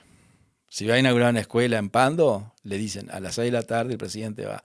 Pero antes vos entrabas en la página y te enterabas. El cambio de mando, que es un acto protocolar, la prensa no puede entrar. En el cambio de mando que hizo con Carolina Cose en el aeropuerto, entraron solo periodistas de presidencia, hicieron un videíto y lo repartieron. La prensa quedó afuera. Entonces Sánchez hace días que no habla. ¿Dónde está Sánchez? En China, ¿no? La eminencia roja, que salía todos los días y mandó un discurso haciendo un asado el fin de año, también desapareció. Así que el Frente Amplio se dio cuenta que a pesar de haber contratado 28 periodistas, comunica muy mal. Y esa comunicación le está restando respaldo de la opinión pública. Entonces lo que resolvieron fue, no comuniquemos más, que el presidente no hable. Y yo siempre digo, yo del año 95 vivo en El Pinar, y el mejor intendente de Canelones, sin dudarlo, es Orsi. Porque yo los pasé a todos, lo viví a todos. O sea que no creo que es una buena persona y todo lo otro. Pero la función la está manejando el Frente. Entonces hay que hacer como un combo el año que viene y ver todo esto. Pero el Frente tiene mucha inteligencia, ¿viste? Hizo lo que hizo Hannah Arendt. Vos mentiles, pero no para que te crean la mentira, sino para que al final no sepan lo que es verdad y mentira. Entonces cuando la persona no sepa, lo que dijo Maquiavelo, viste que el presidente argentino anunció la muerte de Maquiavelo en Davos, ¿no? Se hizo pasar por Nietzsche cuando dijo Dios ha muerto. Bueno, él lo mató a Maquiavelo, Milei. Nietzsche, así habló Zaratustra, que era un un ermitaño que vivía en la montaña, baja de la montaña porque tiene una revelación y en la bajada se cruza con un peatón, digamos, y le pregunta de dónde viene a Zaratustra en el libro, y él le dice de dónde viene y le dice qué es lo que va a hacer, y dice que le va a dar un mensaje a la humanidad. Y este señor que lo cruza le dice que Dios lo ayude. Y él le dice, Dios ha muerto, ¿no? Entonces, esa frase lo puso en la historia Nietzsche. No porque Dios muriera, sino porque moría una civilización. Y ahora Milei mató a Montesquieu, a Maquiavelo. Dijo, Maquiavelo ha muerto. Pero Maquiavelo murió, sí, en el año 1527, pero no murió lo que enseñó. Y lo que está haciendo el Frente es algo que enseñó Maquiavelo. En el libro El Príncipe, Maquiavelo dice, le da consejos al rey de Florencia, ¿viste? Y uno de los consejos que dan notable es, no te metas con las mujeres de tus ministros. Porque a vos mujeres te sobran, pero justo la de un ministro te puede complicar el gobierno. Entonces, no lo hagas. Y un consejo extraordinario es, toma las medidas antipopulares al principio que al final la gente se olvida. Y el Frente está haciendo eso. Te está jugando con la mentira de Arendt. Mientan porque la gente al final se confunde y no sabe distinguir la mentira de la verdad, y el que no sabe distinguir no distingue el bien del mal, y esa persona vos la manejás. Y toma las medidas antipopulares al principio que al final la gente se olvida. Faltan 4 años para el final. Y tomaron todo lo antipopular de una. Entonces tiene una estrategia política muy buena. La coalición va a tener que darse cuenta de eso, saber que ellos tienen toda una preparación estratégica, resolver si conforman un partido único, o aunque se respeten las individualidades, se vaya como coalición, un partido que sea, por ejemplo, coalición, el partido y los partidos Nacional, Colorado, Cabildo sean sublemas dentro del lema, entonces no pierden votos. Date cuenta que teniendo más votos en el Parlamento, tienen menos votos en el Senado. Una cosa rarísima. Eso por la ingeniería electoral que la perdieron por eso. La perdimos, me incluyo. Y ven y ver qué pasa. Eso me parece que es el ver el presente y ya ver el futuro de esa forma. Gracias por venir, Eduardo. Bueno, perdón que me fui medio largo. Siempre es un placer de recibirte. Muchas gracias por la invitación. Nos vemos en la próxima. En el camino, marcan el compás. En el silencio que retumba, nuestra esencia sonará, resonando la ciudad. Vértice en el aire.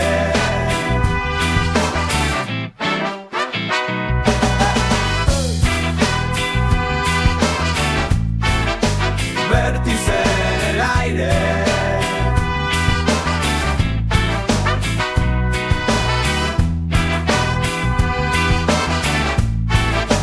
Vértice.